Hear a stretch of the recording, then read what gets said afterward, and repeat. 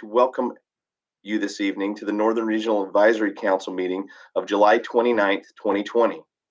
Due to the COVID-19 pandemic and the ability of the virus to spread from person to person, the governor has implemented a number of executive orders directed at controlling the spread of the virus by minimizing face-to-face interactions.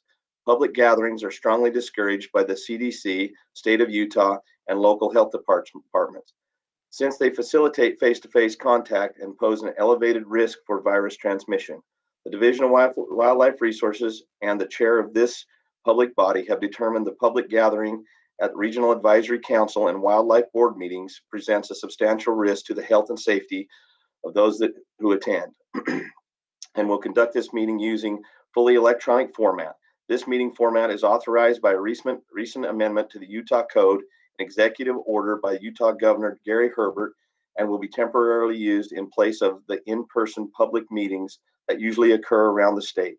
Anyone wishing to comment on agenda topics in future meetings or to observe this meeting may do so by logging on to the division's website or webpage at wildlife.utah.gov/feedback, where instructions and links are provided.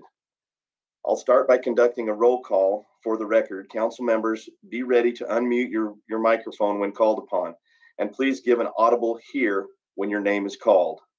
Before I start the roll call, let the record reflect that RAC members Paul Chase and Aaron Johnson have asked to be excused from tonight's meeting. Okay, let's start the roll call. Started off, Ryan Brown. Here. David Earl.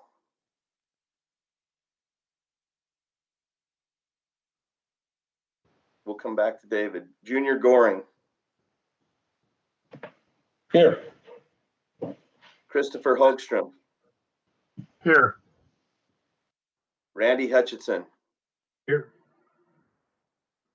Emily Jensko. Here. Matt Clark. Here. Kevin McLeod.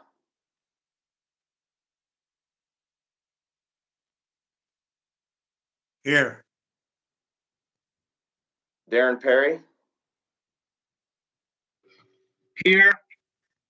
Kristen Purdy. Here. And Casey Snyder.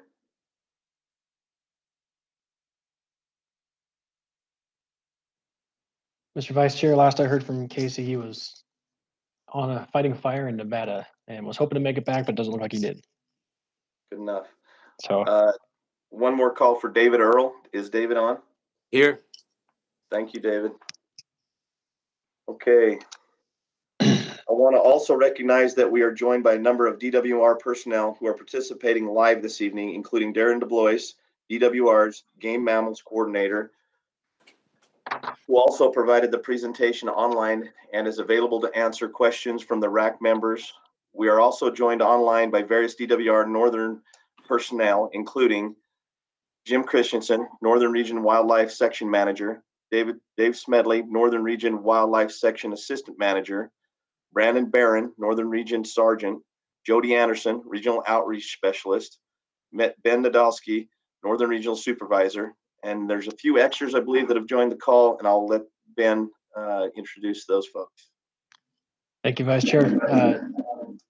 We had hoped to hear from or be joined by Jim Christensen tonight, our Regional Wildlife Manager. He's in a remote location and might be having challenges logging in, but we are joined by a cadre of other wildlife members. So we've got, you already mentioned, our Assistant Manager, Dave Smedley, is here. We're also joined by Dave Rich, Eric Anderson, and I believe Sydney Lamb is on here as well, all our wildlife biologists. So if there's questions from members of the RAC, we hope to have some expertise on hand for you. And it looks like Jim is just having a little bit of trouble logging in, but he'll be with us shortly. Thanks, Ben. Finally, and most importantly, I'd like to welcome the public who are tuning in this evening to watch and by watching the live broadcast online. In preparation for this meeting, DWR posted each of tonight's presentations online, and the public was able to view those presentations and submit their written comments for each of those items for 10 days. Due to the sheer volume of comments we received, we will not be able to read those comments into the record. We will do our best to summarize those public comments for you this evening, and all those comments have been sent to the RAC members in their entirety for their review and consideration. We won't be able to accommodate additional public comments during tonight's meeting, but RAC members are welcome to address the specific concerns they received from the public or outlined in the written comments that we all received. A quick review of the meeting procedures, just to make sure everyone is on the same page tonight. We will adhere to the following format for each of tonight's agenda items. I will announce the agenda item and will not listen to the presentations by DWR personnel tonight. All RAC members have been asked to view the recorded presentations online prior to the meeting. The regional supervisor will summarize the public comments received for the agenda item. I will then call for questions from the RAC members on the agenda item. After questions, I will call for RAC discussion, including any clarification or additional information RAC members may request from the Utah DWR staff. Ben Nadolski, the Northern Region Supervisor, will help me keep track of your input and concerns. We will be sure to revisit each of them for discussion and actions, and we will repeat the process until we have addressed everyone's feedback. We will repeat the process for each of tonight's agenda items. I ask that RAC members please respect one another's opinions and opportunities to speak this evening. If more than one of you wish to speak at once, please be patient while we call on you one at a time. Please also be sure to clearly communicate your questions or concerns so we can work through tonight's meeting efficiently, effectively, and respectfully. With those introductory and housekeeping items taken care of, let's get started by reviewing and approving tonight's agenda and the minutes from our May 13th, 2020 meeting. Are there any questions or concerns regarding the agenda or minutes? If none, I'll entertain a motion to approve the agenda and the minutes. I'll make the motion that we approve the agenda and the minutes. This is Ryan Brown. I'll second that. This is Randy Hutchison. Thank you.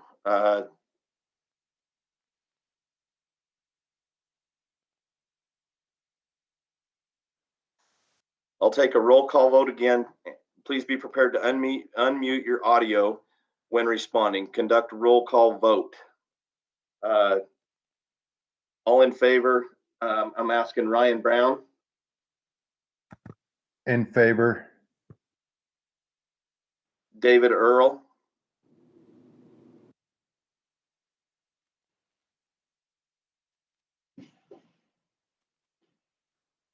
David Earl. We'll jump past David. Junior Goring. In favor. Christopher Hogstrom. In favor. Randy Hutchinson. In favor. Emily Jensko. In favor. Matt Clark. In favor. Kevin McLeod.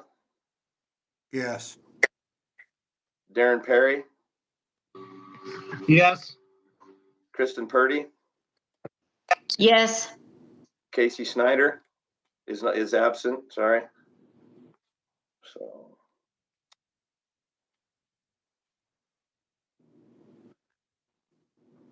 So we've got 10, and David Earl, can you hear us? In favor. In favor. Thank you, David. The minutes pass unanimously. Now we're going to move into the agenda. Let's see. And we're going to have Ben Nadolski's been kind enough to give us the wildlife board meeting update. Okay, I'll try to make this quick. We just like we had some discussion in our regional council meeting on using air rifles for hunting turkeys, we had some discussion in the wildlife board. There was a motion that was made and passed 4-2 that the board does not approve the use of air rifles for upland game until they are approved for Pittman-Robertson tax. And then the board went ahead and passed the balance of the division's recommendations for upland game. We also discussed the AIS various aquatic invasive species rule amendments last meeting, and the board accepted the recommendations and amendments as presented.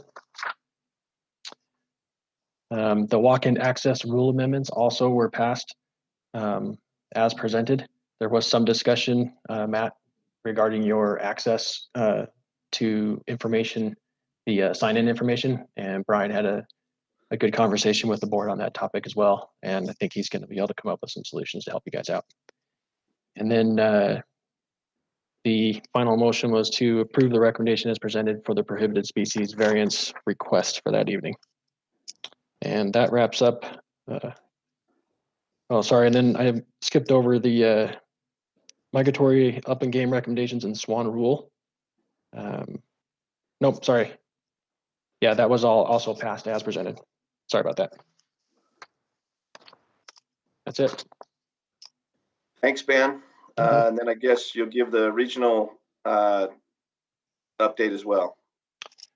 Yeah, thanks. I'll try to make this somewhat quick as well. Some of you might be noticing there is a lot of attention and pressure in the outdoors right now. People are just looking to get outside, get some space, and get a change of pace. And our WMAs are seeing a ton of pressure. Recently, our outreach section put out a Facebook post that got over 500,000 views that highlighted a lot of the littering and some of the dumping that's happening in our WMAs.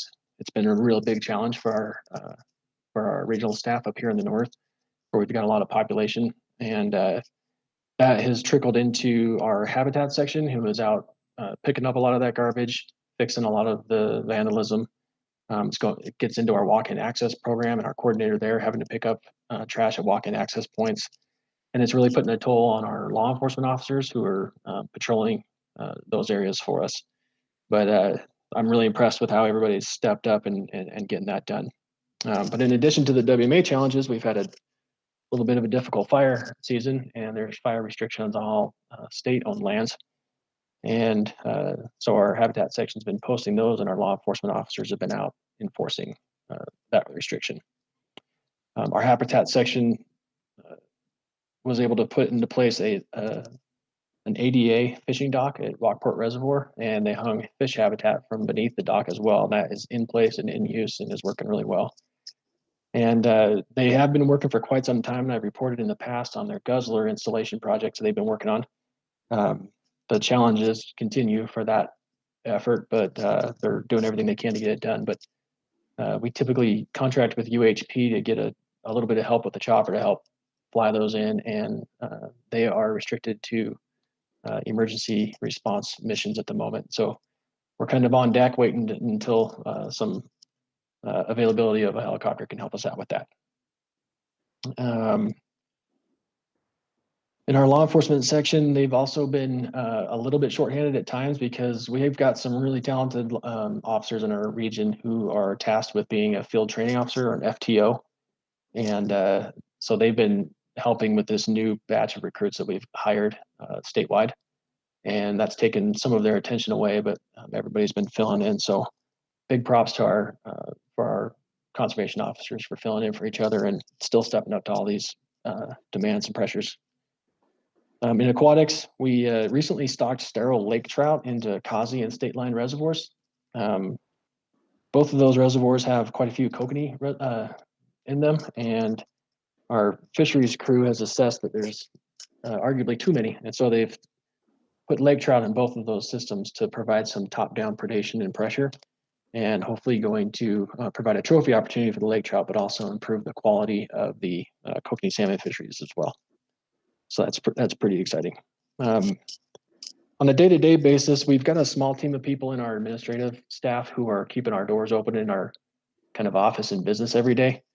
And while we've got almost all of our employees out working remotely or in the field, which is also remote, this small team of people keeps our doors open every day. And we've gone many, many days and had a lot of challenges that those guys have faced to make sure that we step up for our public. And we know we had a little bit of a bumpy online sales experience on our general bull elk permits, but we did that because we wanted to to protect our customers, but also to protect our staff. We've got just a handful of people up there as a staff, and if one of them gets sick, there's a good chance that they all get sick, and we close our doors. So we're doing everything we can to try and limit the spread of coronavirus, and issuing those permits online was one of those steps we took. We certainly knew that we'd see some increased demand on those permits, but I'm not sure we could quite predict the demand that we ended up getting. And so we made some preparations, and our system still did get overwhelmed at times on that opening day, but we were able to process, I think we were able to process 30,000 transactions just in that first day alone.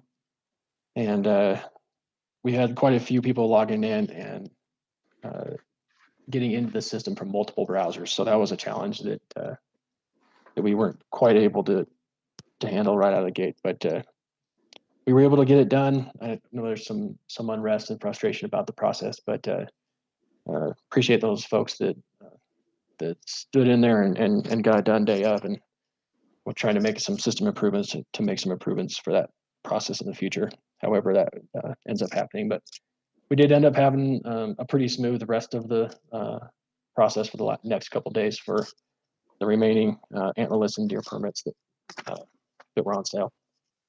We also have so our waterfowl crew has been out replacing a bunch of bridges and culverts. It's a huge project across a bunch of our WMAs in the wetland areas, and they're also replacing some water control structures. And that's been a really important need for a number of years, so that we can help control a lot of Phragmites. And in addition to that level of control, they're also organizing right now to do some large scale mechanical and chemical control for Phragmites as well. So that's going to keep them busy. In our wildlife section, we'll be starting our elk and pronghorn classifications here shortly. And they've been busy darting and collaring deer in the UNS so they can track movements and survival up there. And we've got more CWMUs up here in the north than the other regions. So our biologists are busy coordinating renewals with those operators. And that's all I wrote down for my regional report, unless there's some questions, Mr. Vice Chair. I'm happy to help however I can. Thank you for the update. I appreciate it. Let's move into the agenda. First item on this evening's agenda is Furbearer and Bobcat harvest recommendations for 2020 and 2021, presented by Darren DeBloois, Mammals Coordinator. Do you want to do the public comment first, Ben? Do you want to present that to the RAC and then go into the RAC questions and comments? Yeah, that's typically how we're doing it. Yeah. Okay. So just looking at the data that we received, we had just over 15% who opposed the proposal, 24% that were neutral, and just under 61% who supported the proposal.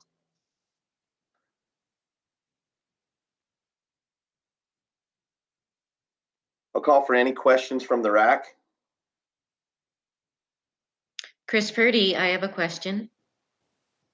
Okay. Ben, can you tell us how many responses there were so that we can get an idea of those percentages?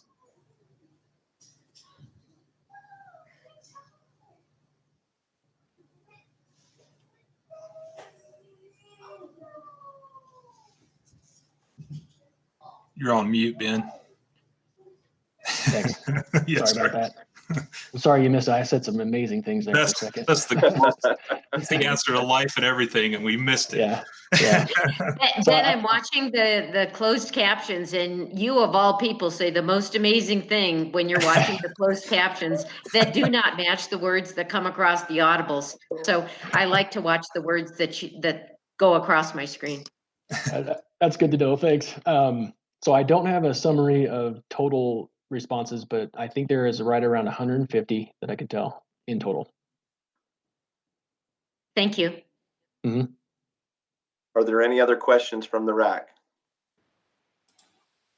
Yes, this is Emily. Darren, I know I asked you this last year, but I'll ask again about kit fox. Is the division doing any monitoring with the kit fox population? Yeah. In particular with connectivity of other populations and immigration? I know that I've seen some, so it's kind of a weird, the species itself isn't weird, but the way it's managed in Utah is weird. It kind of overlaps our non-game and game section. I know that that non-game is. I've seen some emails discussion about looking at that. And I've also been talking to Kim about collaborating on something there. So I know it's in the works. I don't know exactly what they're looking at, Emily, but I don't know if it's, you know, a quantitative look or a connectivity look. But so unfortunately, I don't have the details, but I know that they're looking at it. Thanks. Yeah, I've been talking to Kim too. So Okay. I'm glad to hear that though. Thank you. I'd be supportive of whatever we need to do there. I think it'd be good to know what's going on. Great. Any other questions from the RAC? Darren, just a quick question for you, because I saw it come up in some of the feedback forums, and I'm shocked. I thought there's more than 150. It seemed like I was reading forever. But could you explain what, if any, threat bobcats pose to the big game population? We do see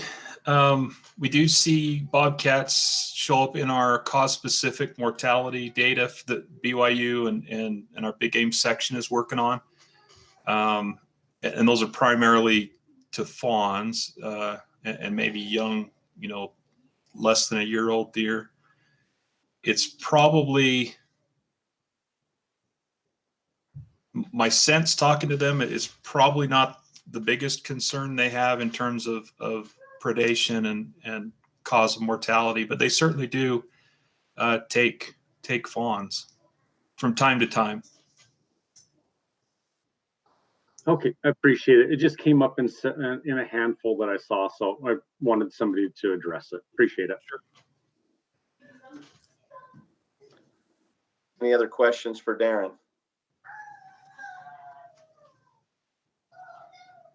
Okay. I'll call for RAC discussion, and including any clarification or additional information RAC members may request from the DWR staff.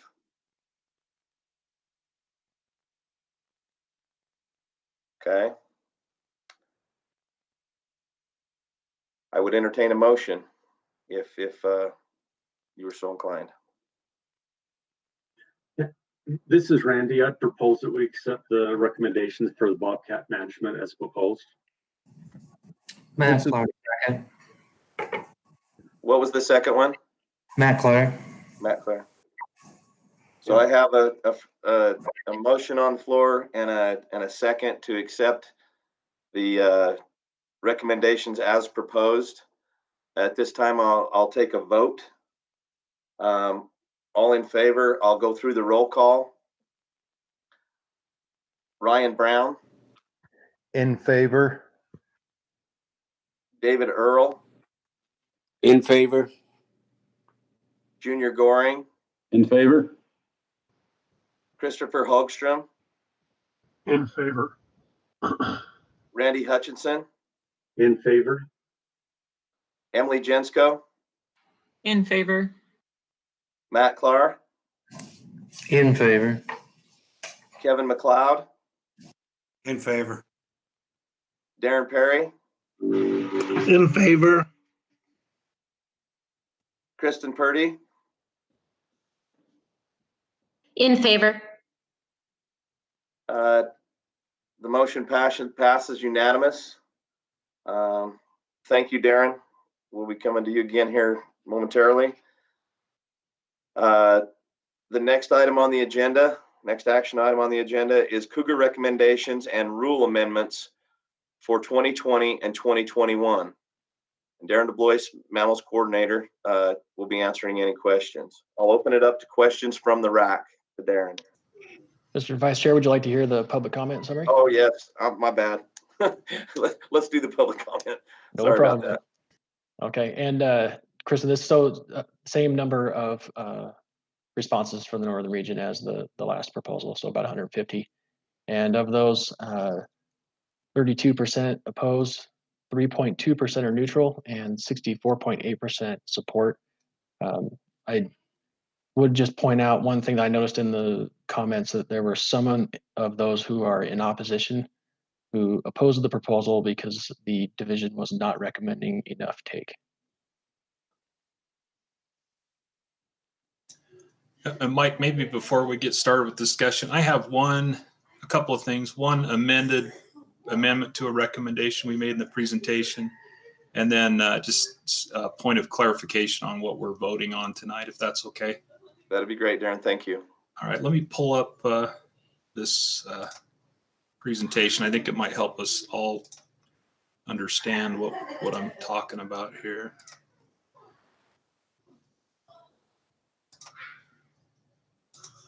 Can everybody see that okay? Yes. Okay, so in the presentation, we recommended some season dates on 3 units in the state: the LaSalle, the San Juan Mountains, and the Book Cliffs East units, and restricted the use of dogs between April 15th and November 2nd next year. We'd like to modify that recommendation and allow people who have valid permits to hunt bears during these seasons I have listed here to also hunt and take a cougar, provided they have the correct cougar permit. So during the spring limited entry season, which is a hound season's limited entry, if they have that bear permit and a valid cougar permit, they could still hunt during that season. A fall limited entry permit, a multi-season permit, they could hunt during the seasons that allow dogs. There is a summer bait season, if everybody remembers, where dogs aren't allowed. And then any of the pursuit seasons on those units, those dates vary, and some of those seasons are restricted either for non-residents, or in the case of some of the summer pursuit, are restricted to a draw. So essentially, if you have a bear permit and you can be on those, and you're on those units hunting bears anyway, you could take a cougar at the same time. And just informationally, between the dates of April 15th and November 2nd, the historic take on those units has been probably 3 over the last 3 years, maybe half a dozen. It's really low. We don't see a lot of cougar take. But if you're in the field anyway, the concern down there is just, we've had some feedback about crowding, and that's why we made some changes to those units last time we did bear recommendations. What our officers saw this spring is a lot of people there hunting cougars, and that sort of defeated the purpose of trying to limit the number of people on the mountain. So if you're there and you've got a valid bear permit, you'd still be able to hunt mountain lions. So that's the amended proposal. And then the other thing I just wanted to remind everybody of is there are several things in the presentation tonight that are just informational. So any of those units that are listed as under predator management plans, those units of the director's already used his authority to put those under predator management. If you recall, this spring we amended our predator management plan policy, and so those were recommended in line with that policy.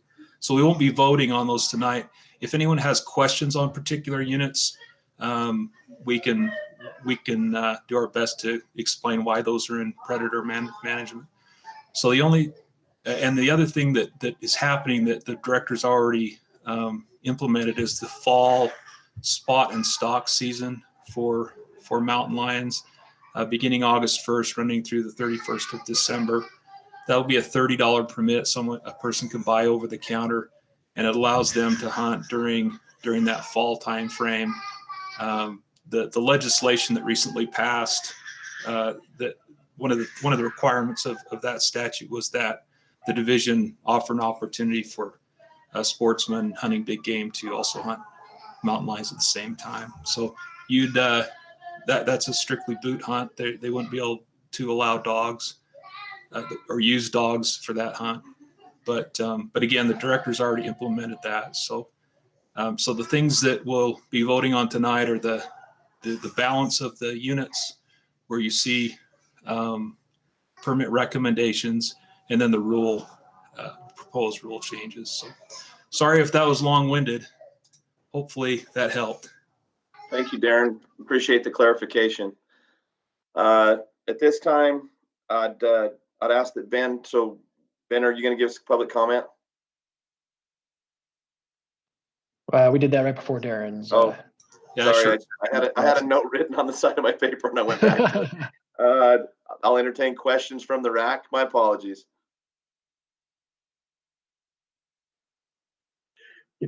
Darren, this is Randy. I'll only ask one question on the predator management program. Mhm. I know we don't have any say on it. But those areas that have been opened up to that, that's clearly going to throw the management plans for the Cougar out of whack, because most of those units weren't meeting objective anyway. Is there any type of long-term forecast for the health of those animals in those areas? So the philosophy behind predator management is when it's necessary, you get in aggressively and reduce populations quickly and focus attention on that unit, and then you get out of predator management and go back to the management plan.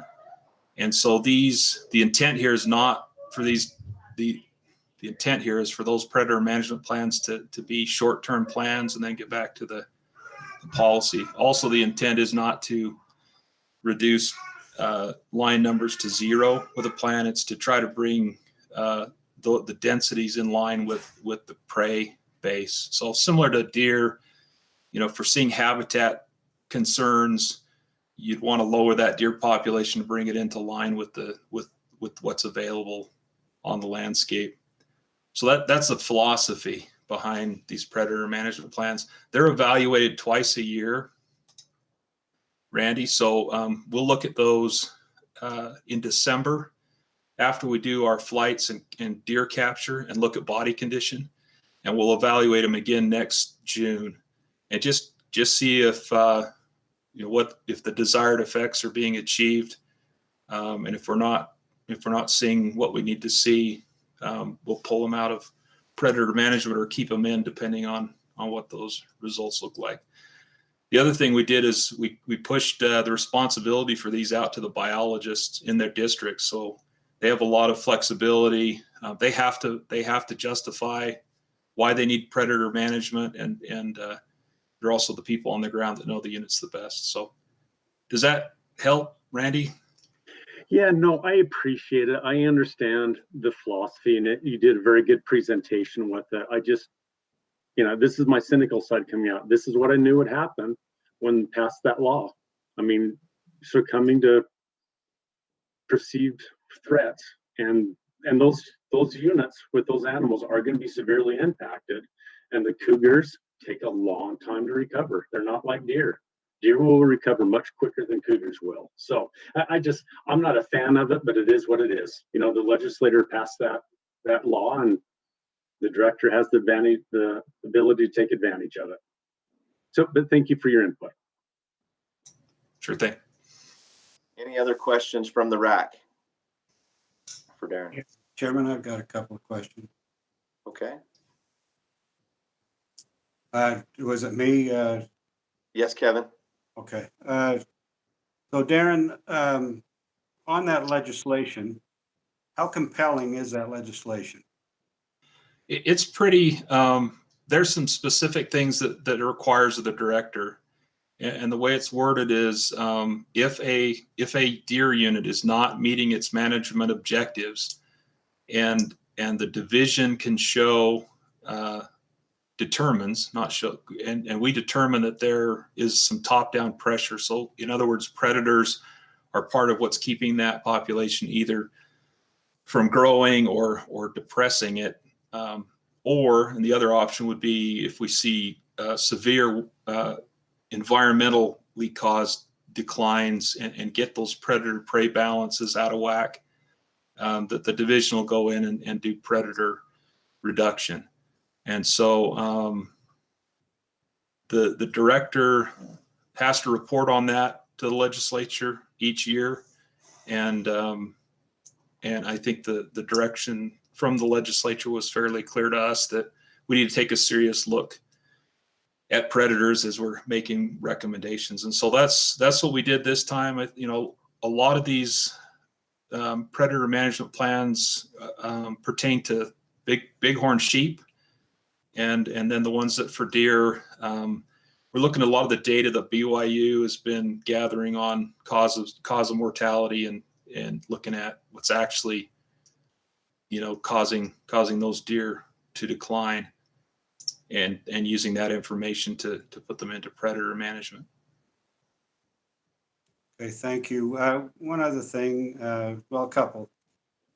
As far as meeting harvest objectives for cougar throughout the state, what's your take on the number of units versus the number of units that don't meet that take objective? And the reason I ask that question is it seemed like the hunters weren't seeing or had trouble treeing mature animals and had trouble harvesting, but yet all the deer hunters see hundreds of cougars. So Yeah. Where's the reality?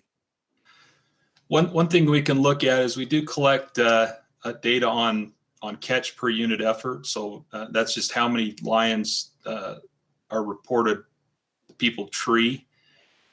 And if you look at on a unit by unit basis, there's some units where we've seen a decline, but statewide it hasn't changed that much. And so that's one place we might start to see if we've got declining numbers. We don't use that as a trigger in the plan. One thing that we are seeing, Kevin, is we are seeing more units that are above 40% females in the harvest. And if they're under predator management, then that's where they need to be to reduce those population densities. The other thing we're seeing is more and more units where with younger cougars that are making up the take. And so on those units, what you're talking about seems to be the case. And again, if they're under predator management, that that needs to take place. But that seems to be the trend. Once they come out, I'd anticipate some slackening on take. But overall, statewide, we're still below 40% females in the harvest. If you put everything together, and the ages still look good, and our population model still indicates that we've got high numbers of lions. Okay, one last question, and that's to do with the collaring. Yeah. There were a lot of comments collected in all of the comments that were forwarded, talking about the taking of lions that are collared. And I probably know the answer, but I want to hear it from you. Why do we even think about allowing hunters to take a collared animal? It kind of depends on the goal of the study. So there are pros and cons. The pros are obviously that, if we put a lot of effort and time into capturing those animals, it's really disappointing to see those animals be taken, especially if they're taken pretty quickly after the collars go on. On the other hand, especially with spot and stalk hunting coming online, I hate to put someone in a position where if they take a lion that's collared and they don't notice the collar is on it, having to write them a ticket for that. So what we've opted to do so far is discourage people in the guidebook from taking collared animals, but not making it outright illegal. That seems to be kind of a balance. Obviously, too, if these collared animals are involved in depredation, we would want those animals to be removed as well to solve that problem. So there may be other time, if the study require, if you're looking at cause of mortality, you wouldn't want to necessarily limit take of cougars, but if you're looking at other metrics, and especially for predators, you need to keep a good sample size out there. You'd want to make sure you didn't lose too many of those collared lions. And on the current study, we don't see them taken by hunters very often, but we do definitely see they leave the state sometimes, and that's been something new we've seen. And so we work really hard to keep our sample sizes up. So again, I think what we're opting for now, Kevin, is just discouraging people from taking them, but not writing them a ticket if they do. And you also included, I think, in your presentation that you can manage it in the guidebook on specific unit if need be. Right. Correct? So the mechanism is, the primary reason we changed that in the rule is it was a little bit confusing both to some of our folks and to the public on what we meant when we said you couldn't take collared lions. So we wanted to clarify that. So the way that would work is we'd put something in the guidebook that says on these units, the take of collared animals is prohibited. And that's how we'd address it if we wanted to prohibit it. Okay, yeah, it was kind of disturbing to see comments made about, accusing hunters, dog runners of specifically targeting and thinking that it's a trophy. It's not a goose or a swan that the data is collected from that band. It's that cougar needs to stay collared as long as possible. But anyway, I appreciate your comments. Darren. Sure thing. Thanks, Darren. Any more questions from the RAC? Mike, this is Chris. I have a couple questions. Oh, let Matt go first. Go ahead, Matt. Okay, let's go with Matt. Thanks, Chris. So Darren, can you give us an idea just what percentage of the units are in this new Cougar management plan? I mean, reading through the proposal, I was fairly discouraged that it seems like what we're doing is just theater and we're not really making any real decisions. This new law allows the director to basically override the Cougar management plan. Yeah, so I think right now, Matt, it looks like about 44% of the units in the state fall under predator management. And the biggest thing that's driving that is for bighorn sheep units, those are fairly vulnerable populations. And we want to make sure that we're keeping predator numbers low on those units. That's the bulk of the predator management plan units. For the deer units, a lot of what's driving that is this recent large loss that we've seen. It's environmentally driven, but we feel like what we're seeing is an imbalance. And so the strategy is short term to try to get those predator densities down and then put those back into the plan. So that's the goal. The director's office has been encouraged us to really carefully consider when we put things into predator management and to try whenever possible to keep things under the plan, but also not be hesitant if we feel like we need to lower densities. So that's kind of the background. I hope that helps. It does. Thank you. I guess I'm just concerned that whatever we do tonight doesn't really have any weight in rule of law. I mean, the director can, do whatever the office determines. Yeah, we'll always manage according to the policy that we presented, and so there are certain things that we look at when we determine whether or not they need to be under that under those plans. Thank you. I'll turn it over to Chris. Kristen? Darren, what is the cost of collaring a cougar? The collar itself is about $1,100. Of course, that could be reused if one is taken. And then, I don't have a specific dollar amount, but it usually takes 2 or 3. We have a grad student that's receiving a salary to capture those animals.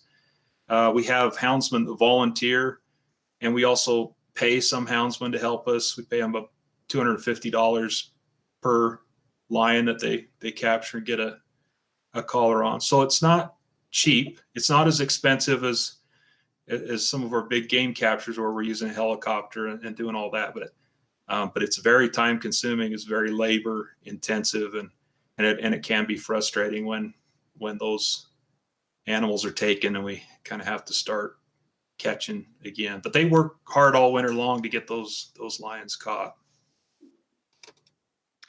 So, I mean, this leads to my concern that I shared with, other RAC members that that a collared animal might be treated like a trophy.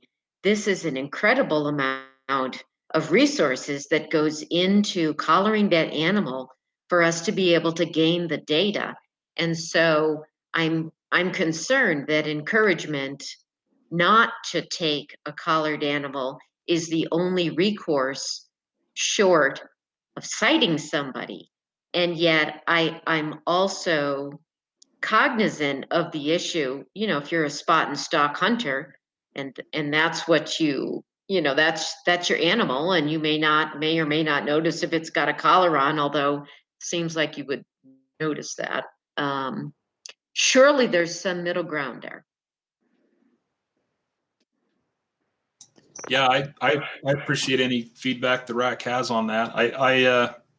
Again, we've opted so far to just discourage it, and we really haven't seen. I think we've seen 3 collared lions taken off the cache, off that unit. But other than that, on the Manti book list, we haven't seen any take. So, out of 38 collared lions, we felt like maybe the risk is not high, but it can, you know, if somebody decided that's what they were going to do and go in and do it, it could be tough on us.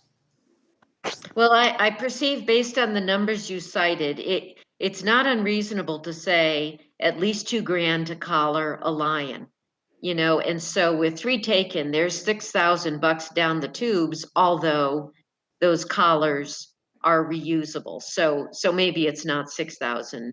You know, I'm just thinking about the amount of effort and the frustration, you know, in not being able to get that data anymore because that cat was taken.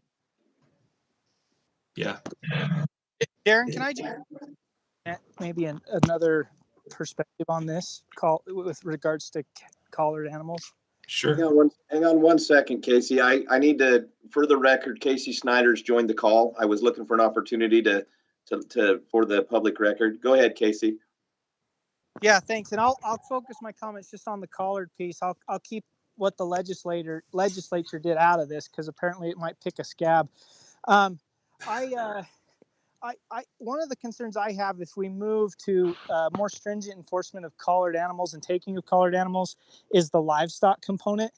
I know there's been significant losses up here in Cache County that has been perpetrated by collared animals, and I understand that some of that was to collect data for ongoing studies, looking at multipliers and things like that, which I support. But I would not be comfortable supporting a position that we make it somehow illegal to take a collared lion, especially in a depredation situation, because there's obviously financial losses to the division when a collared animal is taken, but in some cases, specifically with some of our producers, there's significant economic repercussions by keeping a collared animal alive. So I think there's got to be a balance.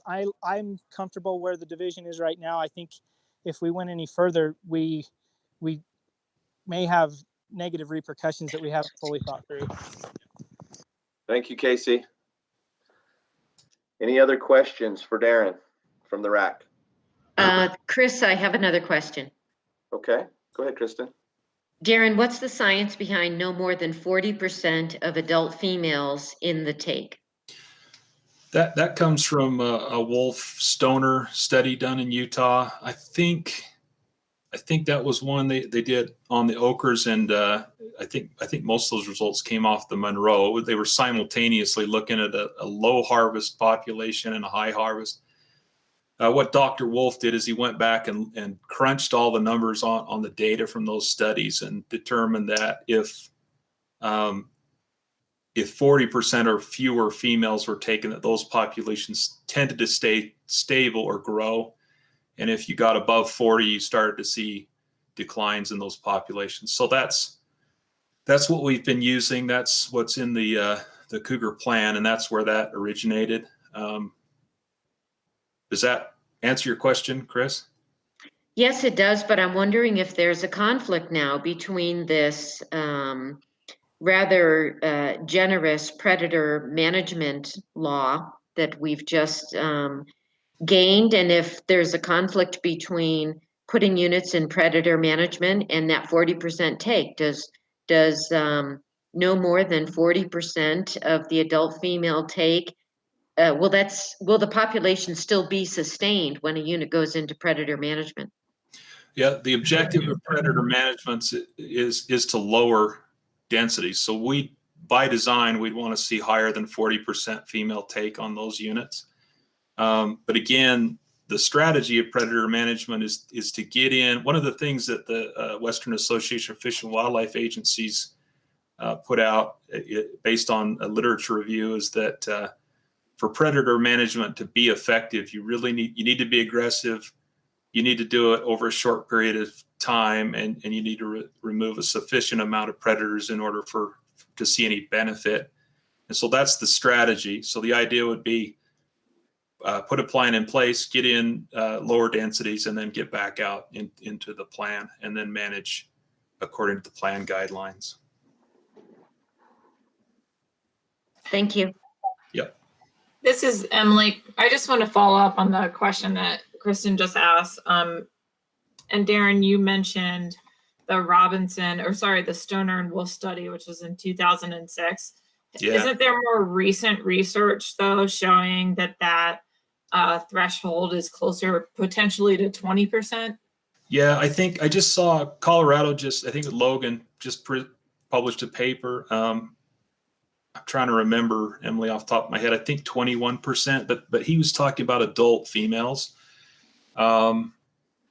That's something we look at as well. It's not a trigger. It's not a objective in the plan. So we're kind of talking about two different things. But we do get ages from lions. We do look at that as well. And so we tend to be, depending on what we're trying to do on a unit, we tend to be below that as well when we're at 40% total females. But it may be something we'd want to discuss moving forward if and when we revisit the Cougar plan. Thank you. Yep. Any other questions from the RAC? Clark, again, if you have a moment. Oh, go ahead. We'll do Matt. We'll have Matt make his comments, and we'll go to Christopher next. Thank you. So Darren, have you modeled like source sink relationships with these Cougar management plan units? I mean, how much are they just going to immediately repopulate from migration? We see a couple of things. I know Wolf did a study on the Monroe where they did this experiment. They harvested to the point where they'd reduced, and I don't remember the percentage, but they did reduce densities, and within about 3 years of letting off the brakes, those populations had returned to their former densities. We're also seeing with the data from the current study that some of these lions are making huge movements, which was surprising for females. And, we had, I think last year I highlighted one that went to the Tetons from the cache unit, went all the way up to the almost to Jenny Lake, and then back down into Idaho, and she's crossed Idaho now. And last I looked at her a couple weeks ago, she was over close to City of Rocks. We've had similar movements on the Manti. So that doesn't seem to be unusual for us, and I don't think it's probably unusual for other states. The cache, for example, has had some fairly significant pressure over the last 5 years or so, and just still maintains those high levels of harvest. And that's probably because we're getting migrations from Idaho and other areas close by. Same thing on the book cliffs. There are refugia across the state that provide populations for those sink units. I guess that's the reason that I asked this question. And how successful is this going to be if within 3 years we're right back where we started again?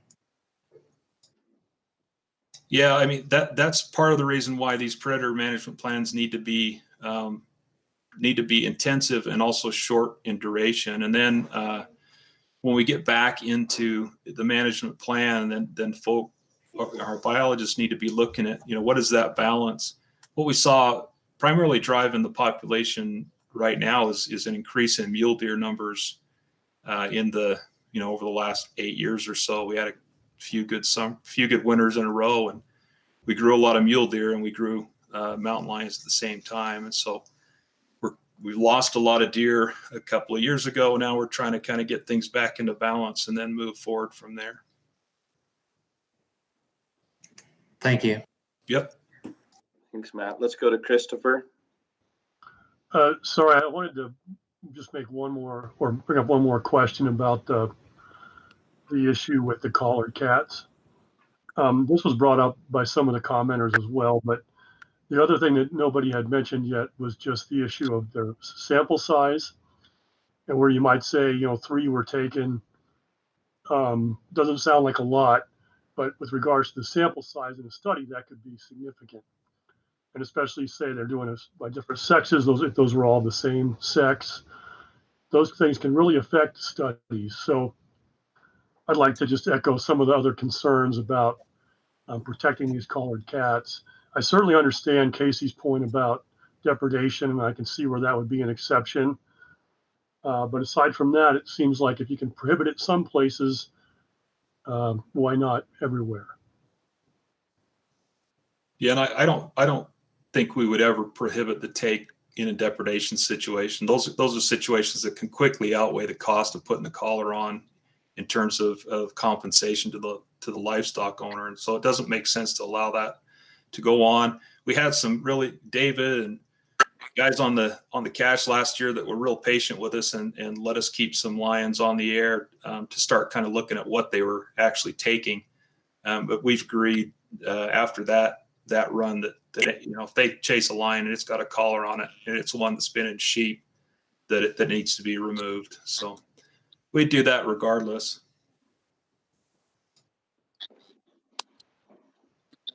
Any other questions for Darren?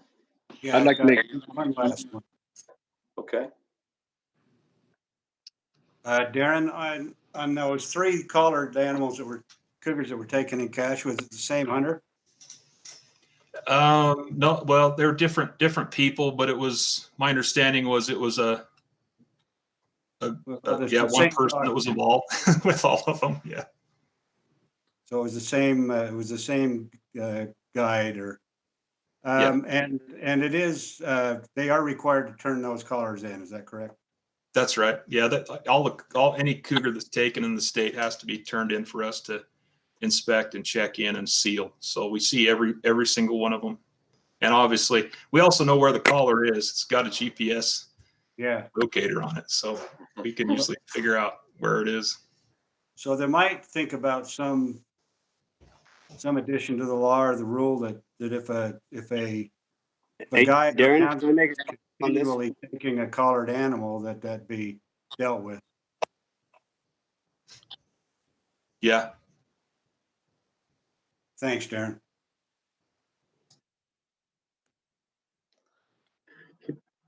A couple quick, I think these are quick. I won't go on a tirade, I promise. This is about what things I think we can actually vote on. As far as what we're talking about rule changes or whatever, but that would have no impact on depredation situations, correct, Darren?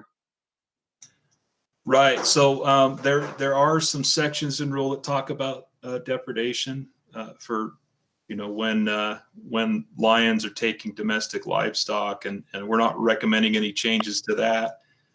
And we deal with the idea when we have a lion that's getting into sheep, we want to have that animal removed as quickly as possible, because for a couple of reasons. One is they never find every sheep that the animal takes, and so for a producer, they get compensated on what they can point to on the ground, and wildlife services can determine is a cougar take.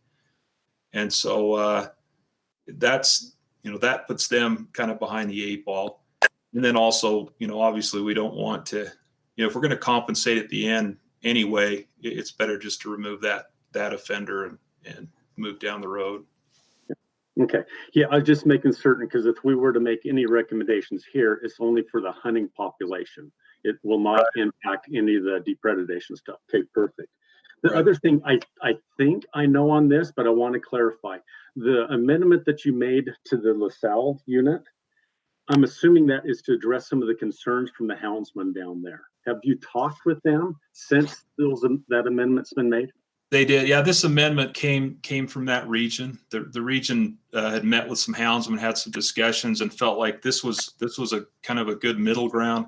These are folks that would be there anyway with their dogs hunting bears, and we didn't see any reason to prohibit them from taking a line if they happen to get it treed or wanted to hunt it. And so that addresses the concern we have with numbers of people, while at the same time allowing people to continue to hunt. They don't take very many, but they could if they wanted to. Perfect. And I was glad to see you made those changes, because that was a concern I had. So that was great. Thank you. Let's go to David Earl next. He's been waiting to ask a question. Go ahead, David. Yes, can I make a comment here? Absolutely. Yeah, I was involved with Darren last summer on this cougar study on the cache with these 3 collared lions. We learned a lot, but we learned that these cougars will live right on a herd of sheep. We talked about a lot of money of calling a lion. Thankful to Sportsmen for Fish and Wildlife, they doled out tens of thousands of dollars to help conduct this study to pay for the depredation that was done. When you have a depredating cat with a collar on it, and it's doing tens of thousands of dollars worth of damage, it has to be taken. I was personally involved with taking these 3 collared lions, and they were taken for a reason. They was too expensive to let live. And I understand the study. I understand the science. It's a biased study. You got the information that's being reported isn't true and correct, but it's a study that's going to go on. But when we have a lion that's involved, it's collared, she's just another lion. And thank you for your time. Thank you, David. Any other questions for Darren? Matt Clark, if I may. So, Darren, we had a lot of pushback in the public comments about the 2 lion rule. Can you comment on that now? I mean, the gist of the comments that we had were that a lot of these trophy units are taking 10 plus years to draw a tag in, and now you're all of a sudden allowing a 2 lion take. That kind of dilutes the trophy potential of these units. Do you have a list of units that you're still managing for trophy units under the Cougar management plan? The units that are still under split harvest are sometimes, I know some people want to take a big mature animal, usually guides, that's what they're looking at. But a lot of houndsmen, a trophy unit to them is the ability to chase. And so it kind of depends on how a person defines, what a trophy unit is. The reason we're proposing the two take opportunity is because we've got a lot of units that go underfilled, that they don't fill the quota. And the thinking here is that if you've got folks that have the equipment and know what they're doing, that then they could go take a second lion and hopefully get us to those quotas. So if the unit has a quota, it would close when the harvest is taken. It may close faster in some cases with this. And then for units with predator management plans in place, again, it goes back to this attempt to aggressively reduce numbers and then get back under the plan. So that's the thinking behind it. At this point, kind of where we are with mule deer, we could certainly look at that, and that's something we'd always discuss with the houndsman.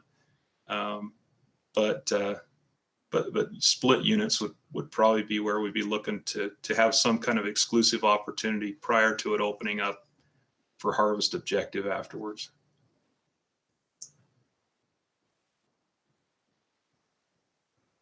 Any other questions for Darren? This is Chris. I have a follow-up question to the 2 lion issue. Go ahead, Kristen. Darren, what are the chances that if hunters are allowed to take 2 lions, that the success rate will really mean that most people take 2 lions? And if we looked at the stats that you showed us from last year alone, the hunter take was 550 animals, or give or take, right about there. And so, you know, it's a possibility of 1,100, you know, animals. So what's the success rate? So that we have an idea of what it means for hunters to be allowed to take two. It depends on the unit, Chris. Success rates range, they're usually relatively high. They usually range somewhere between 60 and 100% success. But just remember, on units that are managed under the plan, there's either a permit cap or a harvest objective that would be met, and then that would end hunting on that unit.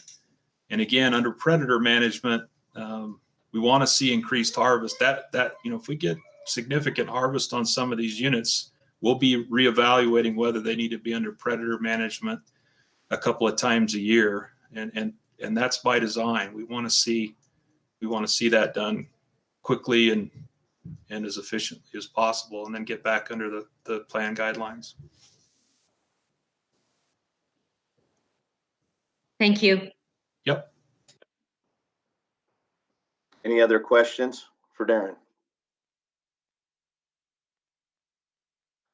Can move into the discussion. Is there any discussion or including clarification or additional information RAC members may request from the DWR staff? At this time, I would entertain a motion. And keep in mind when you make your motion that this would also include the motion proposal with amendments, or however you structure it, but I wanted to make that clear that it has the amendments in addition to that. So, Mike, is it possible to propose an individual amendment to this instead of the whole package? yes, you can make that proposal. Yes, Randy. Okay. Proposal I would make is to ban the taking of collared cougars by anyone other than spot and stock. So that's my proposal. I'm going to throw it out there as a clarifier. This does not impact the ability to take problem animals through depredation. This is for hunting. Okay, so this would be, state it one more time for me, Randy, just so that I know I've written it down correctly. Ban the taking of collared cougars. Okay, I got it. By any method other than spot and stock. Spot and stock. Okay, so the proposal is to ban the taking of collared cougars by any method or methods other than spot and stock. Is there a second for Randy's proposal? Can I make a comment on the motion? Yes. I would ask that if he would add predation, that we don't limit it from those predation takes like been talked about. As part of the motion? Are you comfortable with that, Randy? Yes, yes, I would be, because that doesn't change anything because that's already part of the depredation. But as a good clarifier, I think that's fantastic, Kevin. Okay, so the proposal on the is the ban of the take of collared cougars other than spot and stock, with the clarification this would not impact mitigation or depredation type situations. Is that correct? Did I get that? Yes. Are you good with that, Kevin? Yes, and I would second the motion on that. This is Chris. Can I request a little wordsmithing? Yes, please do. We still wish to discourage any take of a collared cougar except for depredation issues. And so I'm concerned that the wording of Randy, what you proposed, it almost implies that it's okay to take a collared cougar for spot and stock. And so what I would look to add is that it's not banned, but it's still discouraged to take a collared cougar under spot and stock rules. Yeah, and Chris, I like that. The reason I worded it, and I'm good with that changing, the reason I worded it is just to have a hope and prayer it would get past the wildlife board. Okay, we're down to hoping and praying that our recommendations pass the wildlife board. Well, I didn't mean that too cynically, but you know, we have to be able to make it palatable for a large group of people. But no, I mean, we should still, and I think Darren, and you can maybe chime in here. I think there's already wording in there to discourage the taking of collared animals anyway, correct? Right. That's the strategy we've used so far. Is just to the downside of something like this is that, you know, someone takes a collared lion inadvertently, and they're not hunting with a spot and stalk permit, they're going to get a ticket. And I think that's fine. I mean, I think that's the intent, right, Randy? You want to make sure people are yeah. That's the intent. If you accidentally take a cougar with a hound and you don't know it has a collar, there's something wrong. This is Emily. I guess I have a question. So, and you might have already said this earlier, Darren. Like over the past, say, 3 years, how often has this actually been a problem? Like what percentage of lions that are being taken actually have a collar on them? It hasn't been high, and I'm actually glad David chimed in, because I hadn't realized that some of those 3 on the cache that were taken in order to address depredation. I knew that one had, and so there's a little bit of overlap there, but so we're not talking about a lot. Although when you start talking about sample sizes, again, if these lions leave the unit, then they leave the study area, and so there's that noise as well in the data. But we feel comfortable that we could still discourage it, and that's why we're recommending it that way. But obviously the RAC has the prerogative to recommend what they want, and we have changed. You know, we are making some changes to management too, and so who knows how that'll play out. Yeah, this is Matt chiming in again. Is this Casey? Yeah, this is Casey. I wanted to express my reservations on this. I missed part of it. My phone dumped me, but if I understand the proposal correctly, the issues I raised relative to depredation, I don't think are adequately covered in the proposal. And especially when we're talking about numbers of killed lions, even up in my county here in Cache, those are depredation lions. So the remedy here is attacking directly the concern that I have, which is depredation lions would not be able to be taken just because they have a collar.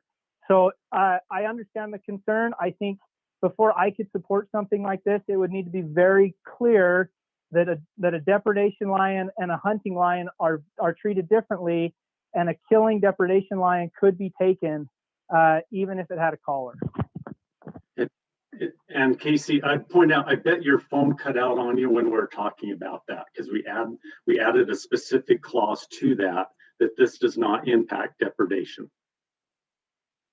Okay, I missed that. I just heard the one portion. So as long as we've got that covered, I mean, obviously I have some reservations, but that's my main primary concern, is that we're not taking management from a livestock wildlife conflict side off the table. Let's do this, Casey.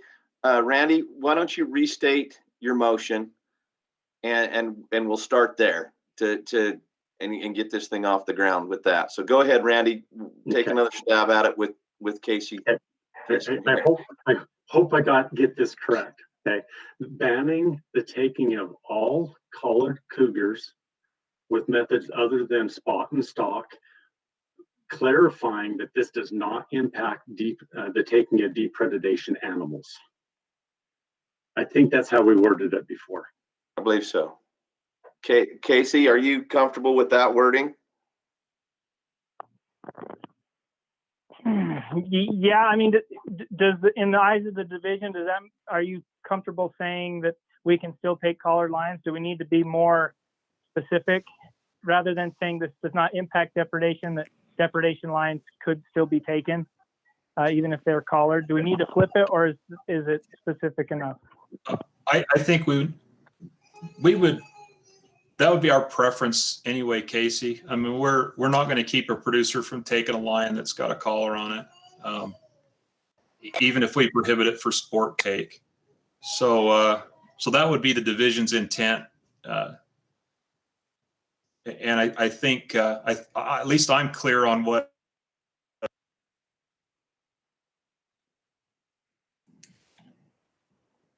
Did we lose Darren? Maybe so this is Matt Clark speaking. I think if we word this so that we're limiting collar take, we're prohibiting sport take of collared lions, that by default leaves any kind of depredation management open.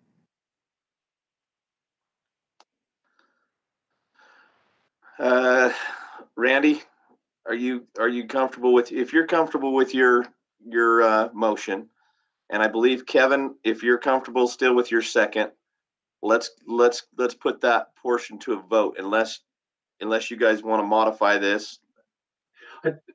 My recommendation at this point, Hey, I got a comment here on this. and I'll never be offended by people voting against it. Okay, but let's keep it this way, simply because I think that gives us some wiggle room and more ability to get it through, and maybe other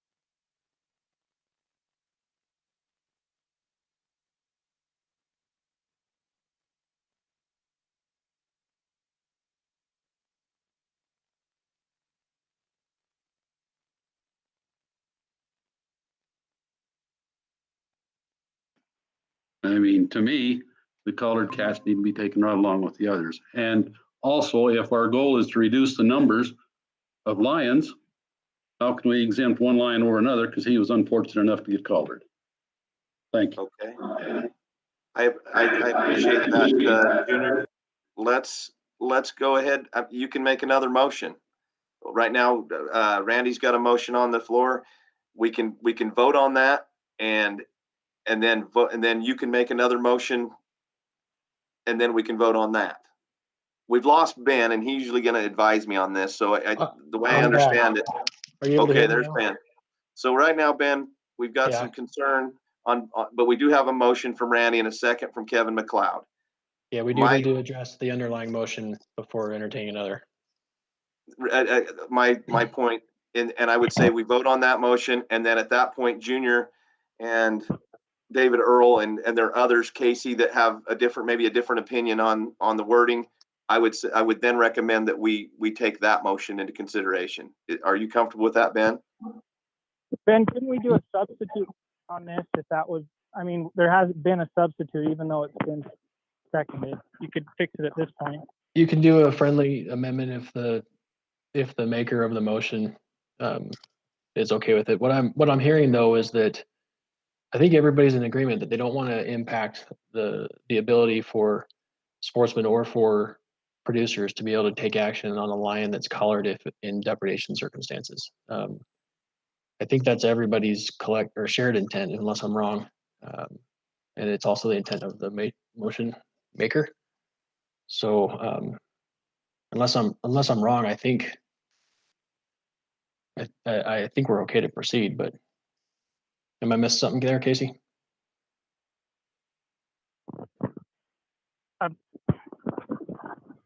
Sorry, I keep cutting in and out, but I think there's some concern relative to, at least if I'm hearing what the others are indicating, is sportsmen could take a lion that is depredating, and there may be some concern that goes too far if we're not clear. That's my concern. I think there's too much ambivalence in this motion, so I'm going to be opposing it, but I do appreciate the sponsor at least listening to some of my concerns. So Ben, is it then to proceed with the first motion and vote and then entertain a new motion based on the vote? That's correct. Okay, thank you, Ben. Mm-hmm. Could you restate the motion? Randy, I'm going to run this right past you one more time so that I don't mess it up. You did it. You nailed it last time. One more time for me, buddy. I got it written down if he doesn't. Okay, thank you, Ben. Yeah. All right, let's see. I'll give this a shot.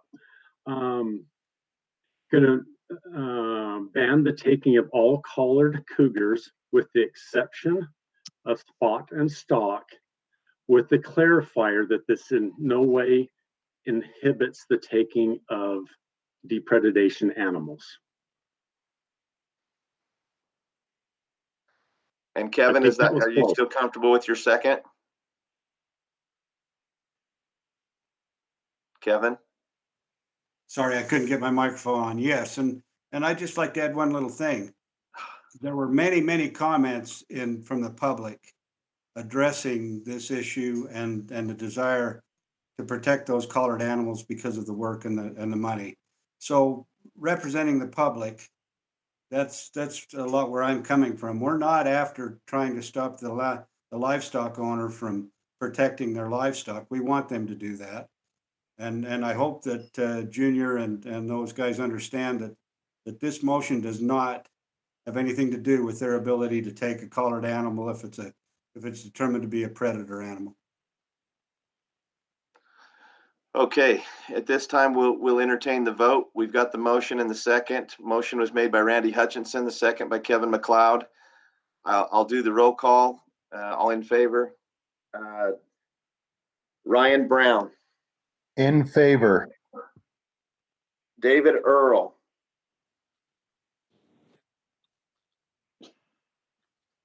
Against. Not in favor. Gotcha. Junior Goring. Not in favor. Christopher Hogstrom. In favor. Randy Hutchinson. In favor. Emily Jensko. In favor. Matt Clare. In favor. Kevin McLeod. In favor. Darren Perry. Not in favor. Kristen Purdy. In favor. Casey Snyder. No. Okay, so that motion passes 7-4 for the motion that was on the floor. So, Mr. Vice Chair, if I could just make a comment, I think for those four that voted against, I think it's important to mention that the intent of the motion and the spirit of the conversation tonight will be communicated in the board meeting when this motion is discussed. And that's something that we'll make sure. And I think the intent of everybody is to make sure that the impacts to producers are not affected by this motion. However, the board decides to wordsmith that, if they decide to take that on, I think that we can help clarify that spirit while we're in that process.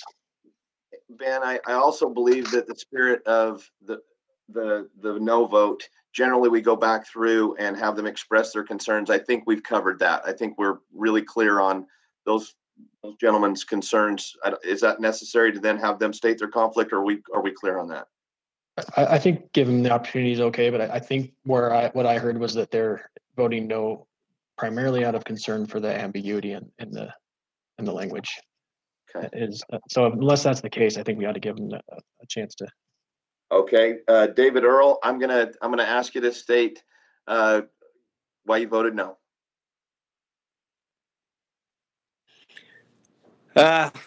Without the sportsmen to help us take these collared lions, as far as the stockmen, we don't have the ability to take these lions. And if a sportsman feels like he's not supposed to, I don't think we're going to take the depredating lion. We have no other means. So, thank you.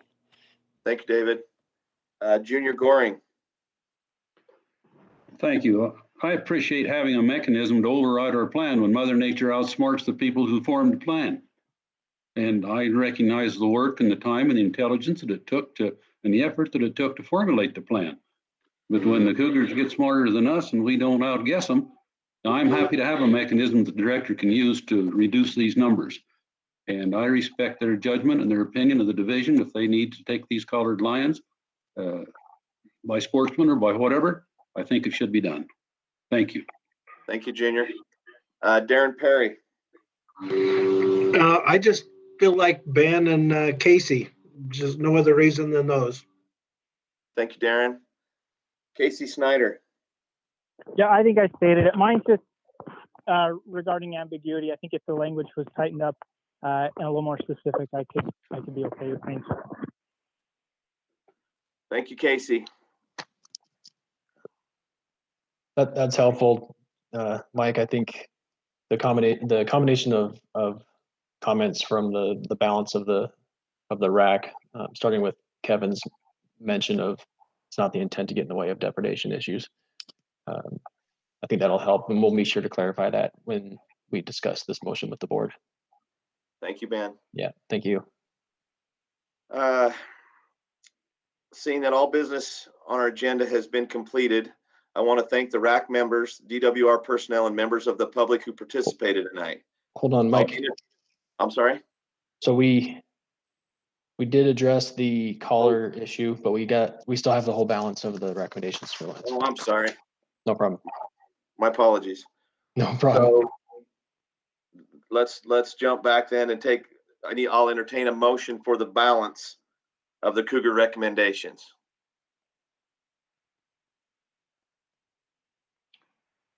I move we accept them. This is Junior Goring. Okay. So I've got a motion on the floor to accept the balance of the recommendations. Do we have a second? I'll second. Yes, this is David Darren. I'll second it. Thank you. Okay, I'll do a roll call to accept the remaining balance of the proposal. Ryan Brown. In favor, accept. David Earl. In favor. Junior Goring. In favor. Christopher Hogstrom. In favor. Randy Hutchinson. In favor. Emily Jensko. In favor. Matt Clark. In favor. Kevin McLeod. In favor. Darren Perry. In favor. Kristen Purdy. Opposed. Opposed. Casey Snyder. Yes.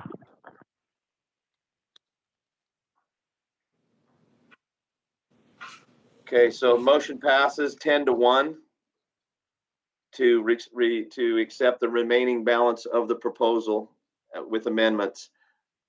Kristen, can you state your your reasoning for voting against. My concern all boils down to allowing each hunter to take 2 lions. You know, one of our largest advocacy groups for cougars, the Utah Houndsman, was opposed to the increase of the take to 2 lions per hunter if it came to that. And I believe that allowing each hunter to take 2 is a profligate waste of a precious resource. Thank you, Kristen.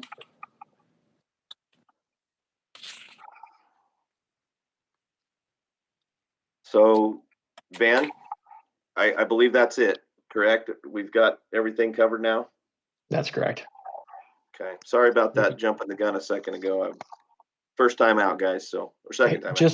Just for clarity, was that David Earl that seconded that last motion, just for our records? It was. Okay, thank you. Yeah, sorry, go ahead. Seeing that all, say again? Mike, what about the informational Beaver Wildlife Management Habitat Plan? Is that still going to be presented or not? That one will only be presented in the southern region. In that region. Yeah. Okay, sounds good. Yeah, it's the Beaver Wildlife Management or Habitat Management Plan. It's similar to the Willard Spur that we saw in our meeting last round, or in a recent round. That was only in our region as an informational item only. Seeing that all business on our agenda has completed, I want to thank the RAC members, DWR personnel, and members of the public who participated. I'll now entertain a motion to adjourn.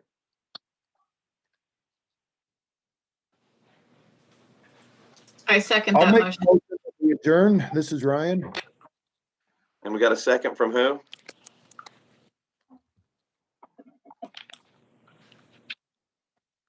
I Who think was that the was second? Emily. Okay. Do we need to vote on this, Ben?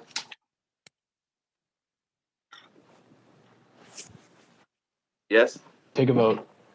You can do a voice vote if you want to. Let's do a voice vote. Ryan Brown, In favor. David Earl, In favor? Junior Goring, In favor. Christopher Hogstrom, In favor.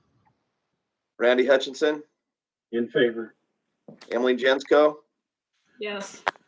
Matt Clark, Yes. Kevin McLeod, Yes. Darren Perry, Yes. Kristen Purdy, In favor. Casey Snyder.